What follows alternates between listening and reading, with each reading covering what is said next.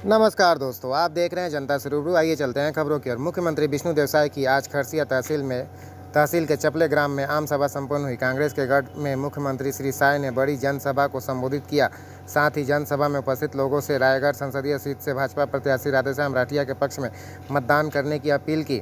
मुख्यमंत्री की सभा में खास बात यह रही कि खरसिया विधानसभा कांग्रेस का गढ़ माना जाता है। उस हिसाब से जनसभा में बड़ी भीड़ की संभावना कम थी।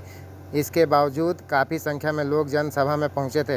वर्तमान में उमेश पटेल यहां से तीसरी बार विधायक हैं। इससे पहले उनके पिता स्वर्गीय नंद कुमार पटेल कई बार के लोकप्रिय विधायक और कैबिनेट मंत्री रहे हैं।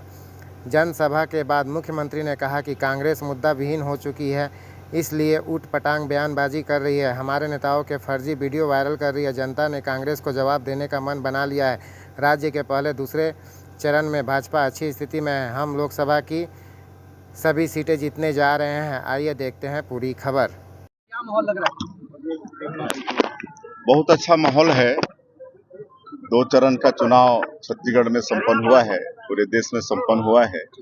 और छत्तीसगढ़ में पहले चरण में 1 लोकसभा बस्तर का मतदान संपन्न हुआ है और दूसरे चरण में 3 लोकसभा राजनांदगांव, कांकेर और महासमुंद का मतदान संपन्न हुआ है। और जो फीडबैक हम लोग को मिल रहा है उसके अनुसार मतदान का प्रतिशत भी बहुत अच्छा है और भारतीय जनता पार्टी के पक्ष में मतदाताओं का बहुत रुझान है। वो चारों सीट भारतीय जनता पार्टी जीत रही है और तृतीय चरण में 7 लोकसभा है। ये 7 लोकसभा भी भारतीय जनता पार्टी जीतेगी। इस बार पूरी सीट 11 की 11 सीट छत्तीसगढ़ में भारतीय जनता पार्टी जीतेगी। अमित शाह का एक बयान बहुत वायरल हो रहा है, उस पर आप क्या कहना चाहेंगे? देखिए, कांग्रेस मुद्दा विहीन हो गई है।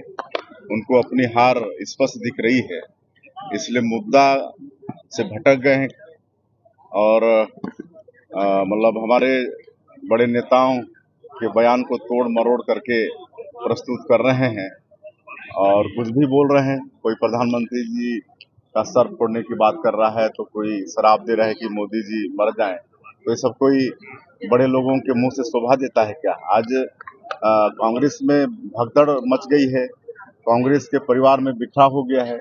हमको लगता है कि छत्तीसगढ़ में ही ये पिछले 3-4 महीने में 25,000 से ज्यादा कांग्रेसी कांग्रेस छोड़ के भारतीय जनता पार्टी प्रवेश कर चुके हैं। आज यहाँ भी करीब 1,000 लोग भारतीय जनता पार्टी प्रवेश किए हैं। तो इस तरह से सिर्फ छत्तीसगढ़ ही नहीं, पूरे देश में कांग्रेस पार्टी में भारी बिखराव हुआ। दीपक बैज ने ये कहा है भैया, कांग्रेस के बड़े बड़े नेता आ रहे हैं, क्या फर्क पड़ेगा इसका? अब देखिए, कोई फर्क पड़ने वाला नहीं है।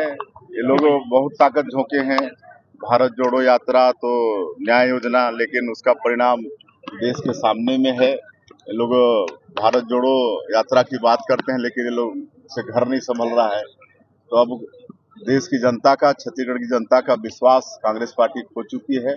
अब ये लोग कुछ भी करेंगे तो जनता विश्वास करने वाली नहीं। दीपक बैज ने बीजेपी को चुनौती दी है, ये कहा है कि आरक्षण विधेयक राजभवन में पड़ा हुआ है, अगर हिम्मत है तो उसको लागू करवाएं।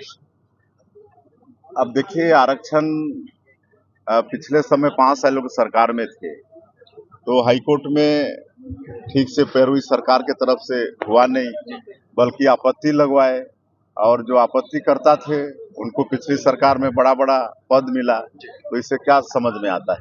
ये सब मतलब एक तरह से बेवकूफ बनाने वाली बात है, लेकिन जनता सब चीज को समझती है। दिक्कतों का बुरा हाल होने वाला है लोकसभा चुनाव में छत्तीसगढ़ में। कांग्रेस का बुरा हाल होने वाला है।